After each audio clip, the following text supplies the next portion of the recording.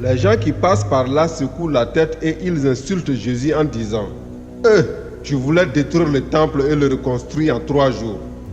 Eh bien, sauve-toi toi-même en descendant de la croix. » De même, les chefs des prêtres et les maîtres de la loi se moquent de Jésus. Et ils se disent entre eux « Il a sauvé les autres, mais il ne peut pas se sauver lui-même.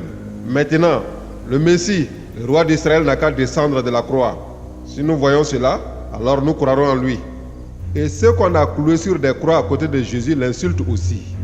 Un des bandits cloués sur une croix insulte Jésus en disant « Tu dis que tu es le Messie, alors sauve-toi toi-même et sauve-nous aussi. » Mais le deuxième bandit fait des reproches au premier en lui disant « Tu es condamné à mort comme cet homme et tu ne respectes même pas Dieu. Pour toi et moi, la punition est juste, oui. Nous l'avons bien mérité. Mais lui, il n'a rien fait de mal. » Ensuite, il dit à Jésus, « Jésus, souviens-toi de moi quand tu viendras comme roi. » Jésus lui répond, « Je te le dis, c'est la vérité. Aujourd'hui, tu seras avec moi dans le paradis. » Près de la croix de Jésus, il y avait sa mère, la sœur de sa mère, Marie la femme de Clopas et Marie de Magdala. Jésus voit sa mère. Il voit auprès d'elle le disciple qu'il aime.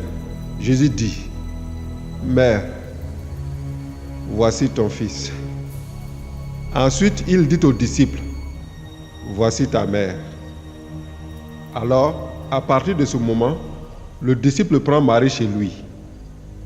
Après cela, Jésus sait que tout est fini. Tout ce qu'on lit dans les livres saints doit arriver. C'est pourquoi Jésus dit, « J'ai soif. » Il y a là un récipient plein de vinaigre. Les soldats trempent une éponge dans le vinaigre. Ils mettent l'éponge au bout d'une branche d'hysope et ils l'approchent de la bouche de Jésus.